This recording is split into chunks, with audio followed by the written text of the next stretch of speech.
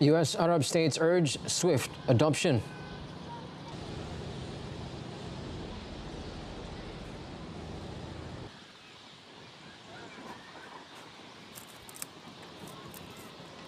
Trump rolls back tariffs.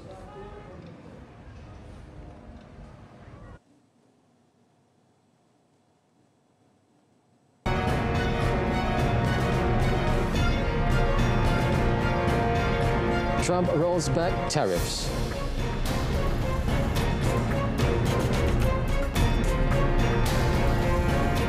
The U.S. Arab states urge swift adoption.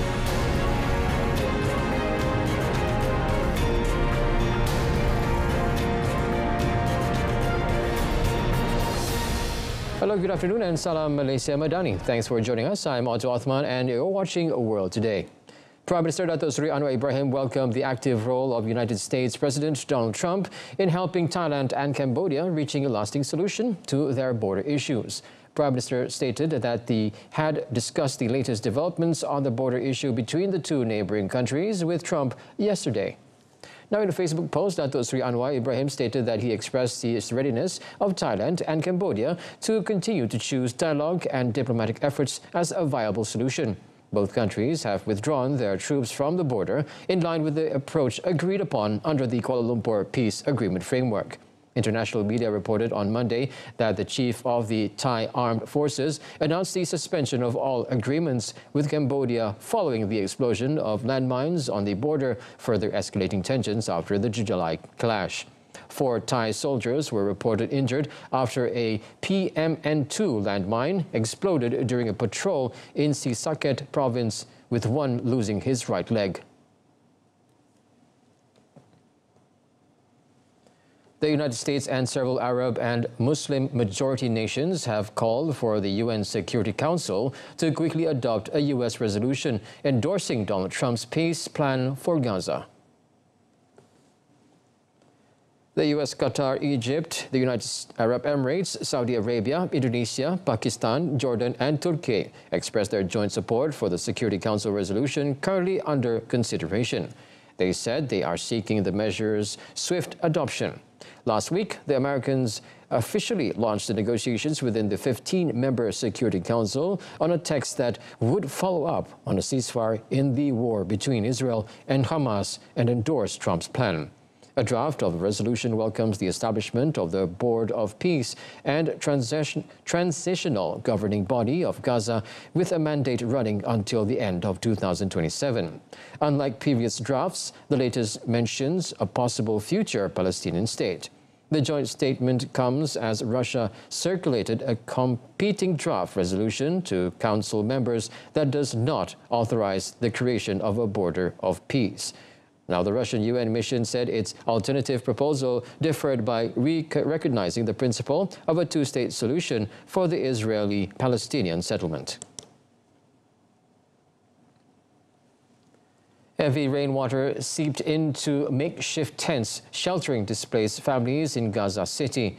This worsened their living conditions and left them with soaked bedding and belongings. Now, the United Nations spokesperson Stefan Dujarric said the hundreds of tents and makeshift shelters were flooded, which had a harsh impact on people across Gaza.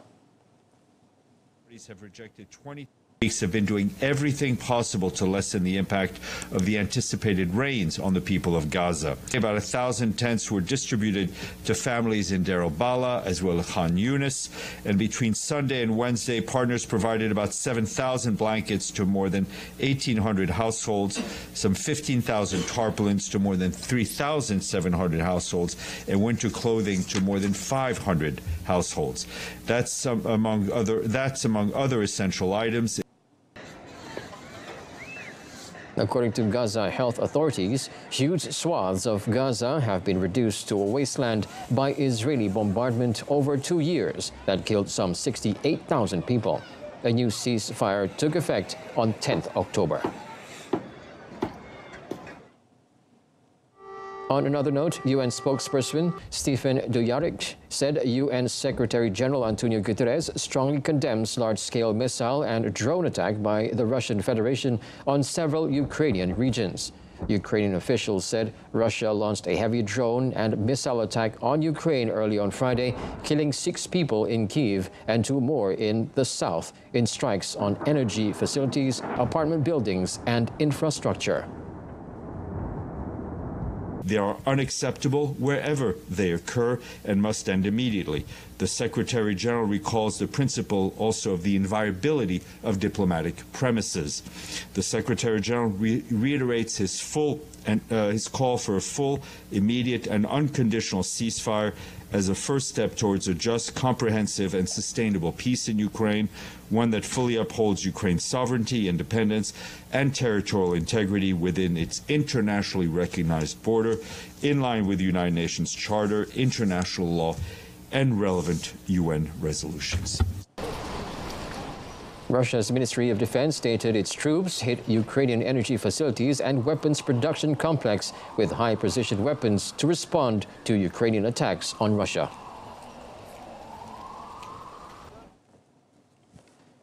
Defense ministers from 5 major European NATO countries promised greater cooperation to counter drone incursions and other hybrid threats after a meeting in Berlin. Now, Germany, France, Italy, Poland, and the UK said they will intensify cooperation in countering hybrid threats against allies, including addressing the challenges posed by drones and cyber attacks. This will include exploring defense measures such as drone defense systems, as well as enhancing information sharing among European allies. The European countries have repeatedly accused Russia of conducting hybrid warfare, a largely unconventional battle that can involve sabotage, disinformation campaigns, and other disruptive attacks. Several drone sightings have been reported at airports and military sites across Europe in recent months, with leaders pointing the finger to Moscow. Speaking after the meeting, German Defense Minister Boris Pistorius claimed such actions were designed to divert attention from Russia's own problems. Die hybriden Angriffe der verschiedenen Art entschlossen, geschlossen, aber auch besonnen gleichzeitig reagiert. Und unsere Maßnahmen zeigen Wirkung, national, bilateral, innerhalb der Europäischen Union, aber auch der NATO. Das gilt für die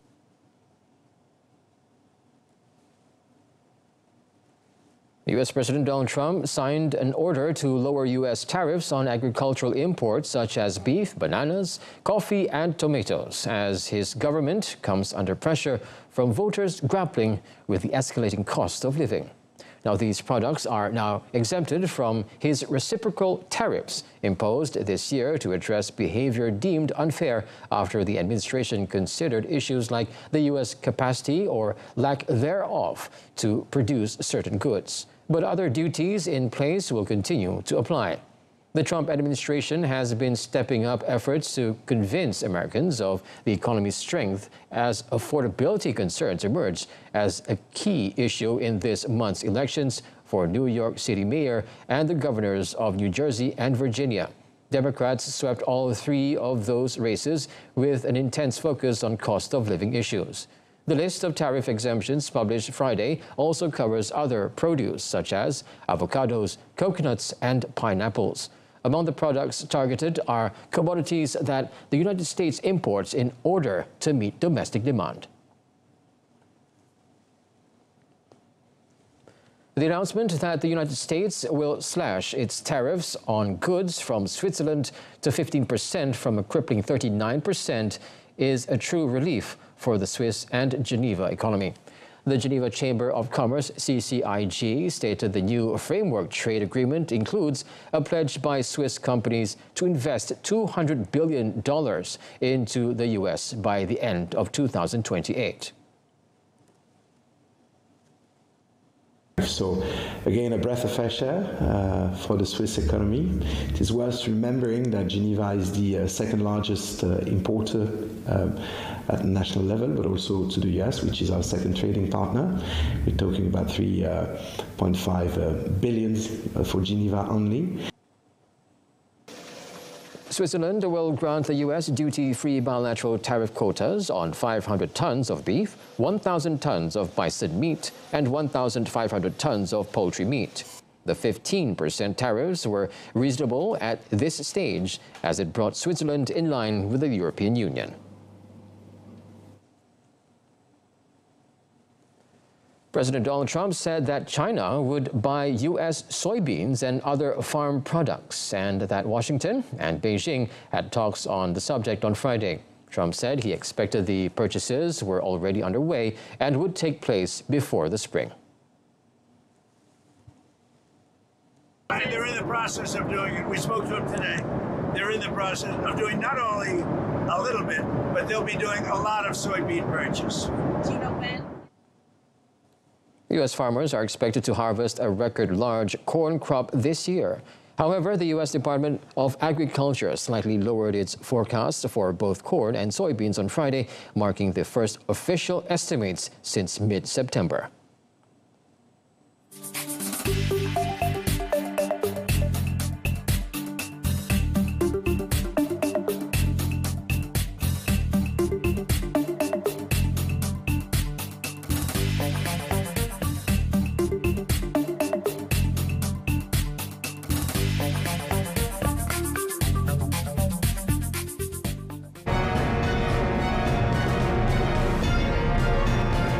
Up next, a fatal bus crash in Stockholm.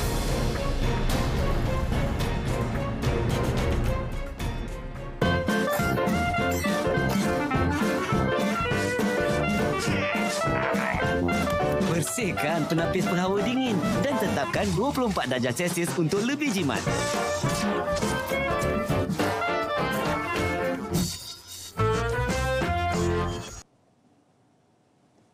Indonesia's President Prabowo Subianto hosted Jordan's King Abdullah II in Jakarta, with Jakarta saying they discussed broadening defense and economic cooperation. Now, according to Indonesian Foreign Minister Sugiarno, King Abdullah had Prabowo discuss bilateral ties and paths for greater collaboration in the fields of economy, defense and trade. The two leaders spoke about their decades-long friendship, which started when they both served in the military. Calling Prabowo his brother and decorating him with a Jordanian Royal Award, King Abdullah hailed the president's determination to make the lives of the people much better. The Jordanian king, who hosted Prabowo in Amman earlier this year, is on a regional tour across several Asian countries, including Singapore, Japan, Pakistan, and Vietnam.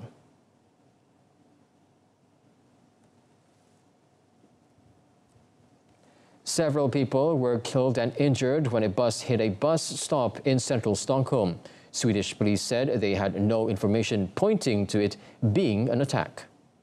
There were 6 casualties in the incident, a spokesperson for the Stockholm's rescue services said, without giving the number of those killed or those injured. There were no passengers on the bus at the time. Stuff like this doesn't happen here in Stockholm. You hear about it elsewhere, but when it feels so close almost, as something like this could happen here.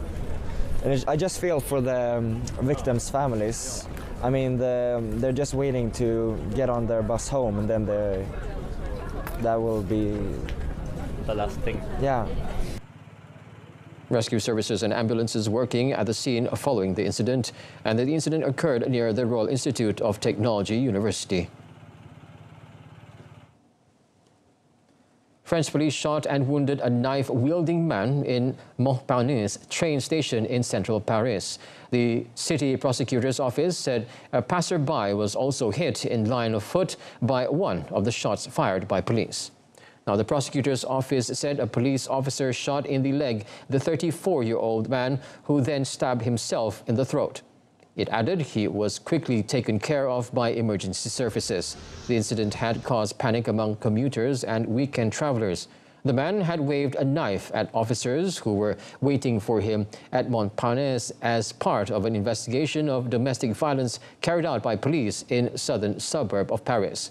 The prosecutor's office said he received an 18-month suspended sentence in September on account of several alleged domestic violence offenses. Los Angeles was hit in the throes of back-to-back storms that could trigger flooding and mudslides in areas scarred by January's devastating wildfires. Senior meteorologists stated that the storm, which brought moderate rain to the Los Angeles area on Friday, is expected to merge with a second weather system driving east off the Pacific on Saturday and Sunday. Now, the steady deluge threatened to trigger mudslides in the burn-scarred land left after January fires on one of the largest natural disasters to hit Los Angeles County.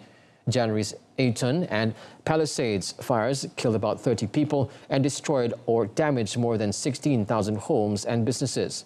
AccuWeather estimates that the damages and economic losses reached $250 billion. Now, the storms are expected to subdue or subside on Sunday, but more rain is expected later in the week.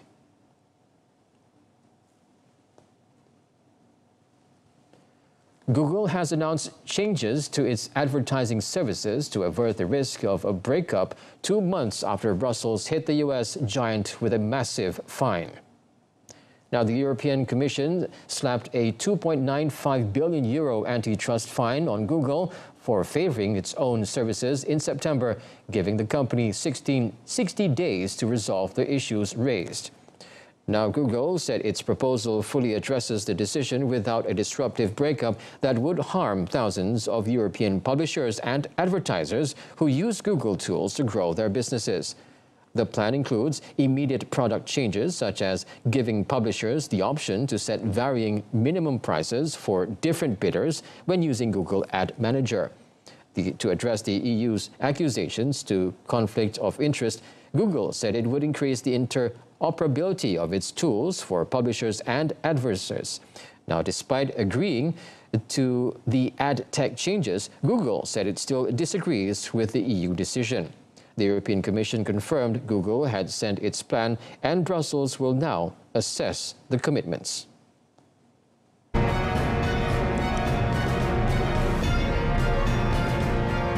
Coming up, karate squad ready for SEA Games.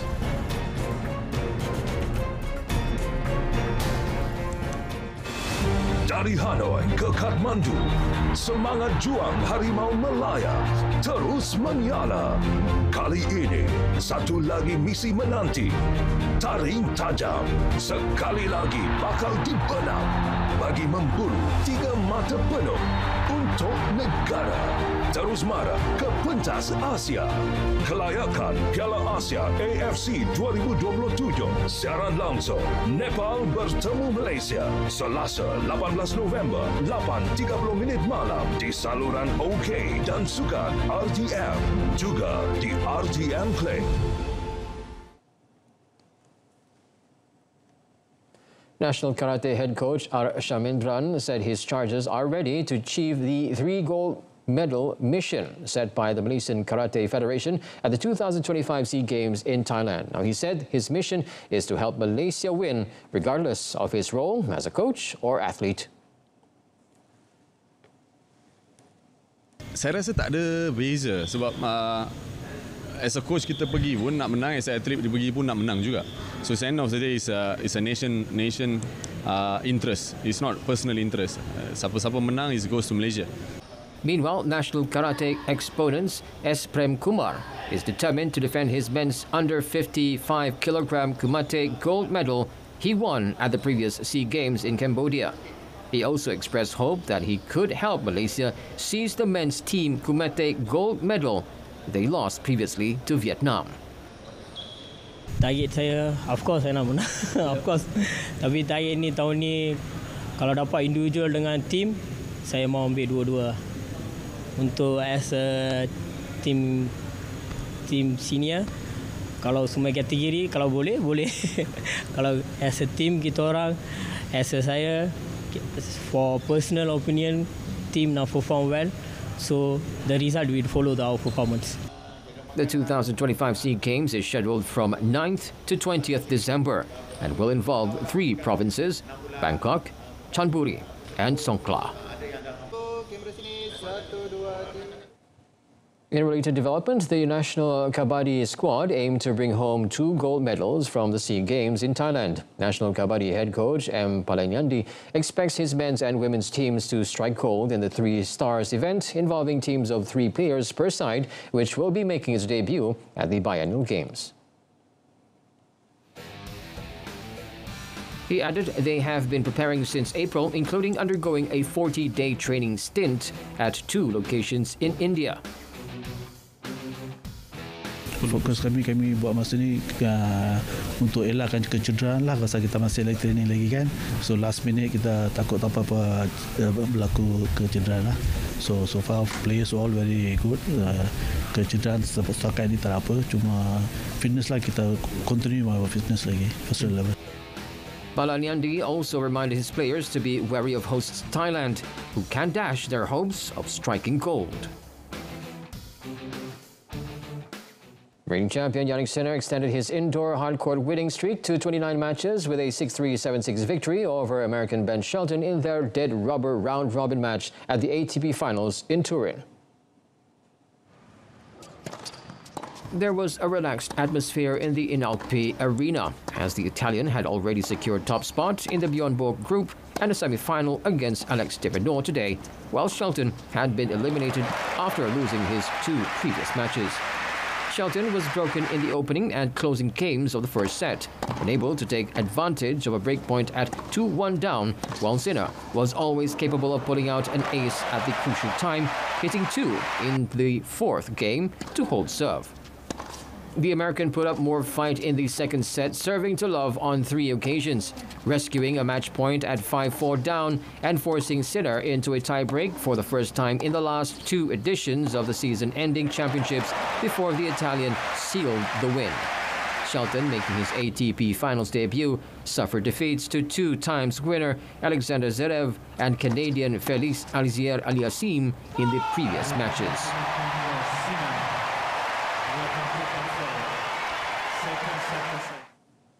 In another match, Canada's Félix Auger-Aliassime also reached the last 4 of the ATP Finals with a 6-4, 7-6 round-robin win over Alexander Zverev. Germany's Zverev and Auger-Aliassime both defeated Ben Shelton and lost to Yannick Sinner to set up a winner-takes-all clash for the runners-up spot in the Bjorn Borg group. Zverev was left to rue his failure to take any of his 7 breakpoints against Sinner, and it was a similarly frustrating story against the Canadian. The German held breakpoints in both sets, but again could not make them count, and the Canadian broke Zverev at 5-4 up to take the first set. In a nerve-wracking encounter, both players struggled for consistency in the second set. Zverev appeared frustrated with his struggles and frequently gestured to his team, while Auger-Aliassime was wasteful with his openings on return. However, despite having let slip 3 breakpoints earlier in the set, the Canadian maintained his composure to deliver a rock-solid tie-break showing. By downing Zverev for his 50th tour-level win of the season, Auger-Aliassime became the second Canadian to reach the last 4 at the NITO ATP Finals after Milos Raonic in 2016. He will next face Carlos Alcaraz in the semi-finals.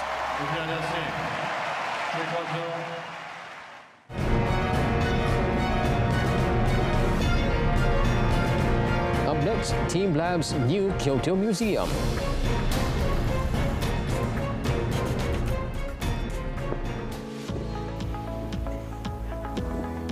An immersive art space in Kyoto is offering new experiences to visitors from across Japan and around the world.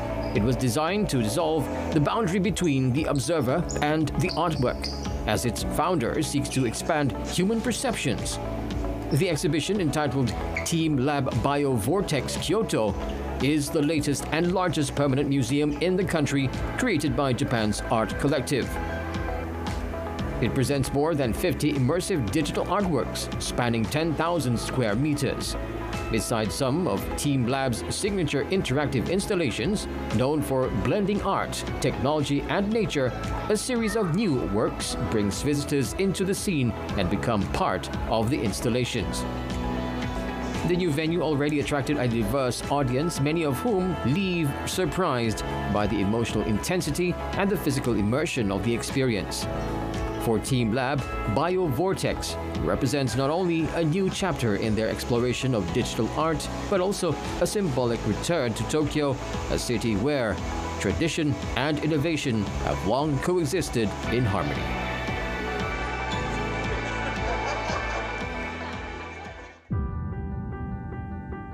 Fluffy alpaca dolls from Peru's Andes Mountains found a bigger stage at the China International Import Expo CIIE in Shanghai, enchanting consumers with exquisite handmade toys and helping Peruvian artisans boost their income. Peruvian alpaca stuffed toy brand Warm Paca was one of the 4,108 overseas exhibitors participated in the event. Alpaca textiles are one of the South American countries' pillar industries and the main source of income for residents in the Andes Mountains. Many local families make alpaca-related handicrafts and sell them to tourists. Only a small portion of their products were exported to Australia and New Zealand. Now, however, the handmade dolls are catching attention in China, with the CIIE serving as a platform for even greater expansion in the country's consumer market. From an annual order of 1,000 units to a monthly volume of 10,000 products, Warm Paca has not only established a firm foothold in the Chinese toy market, but also promoted the development of the local handicraft industry in Peru.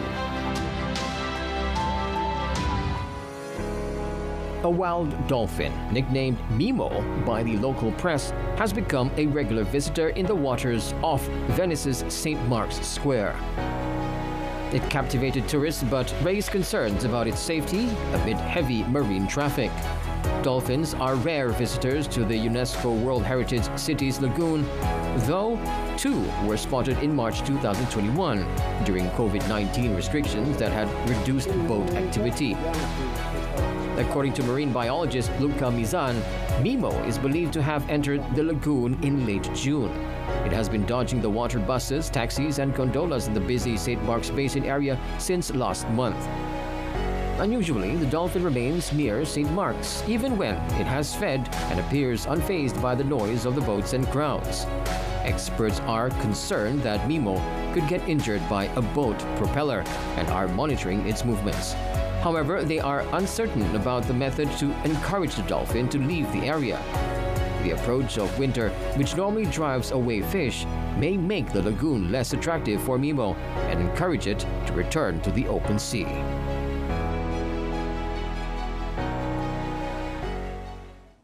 Well, that concludes today's edition of World Today. In our top story, U.S. Arab states urge swift adoption. Till then, I'm Otto Othman. Salam Malaysia Madani. Thanks for watching.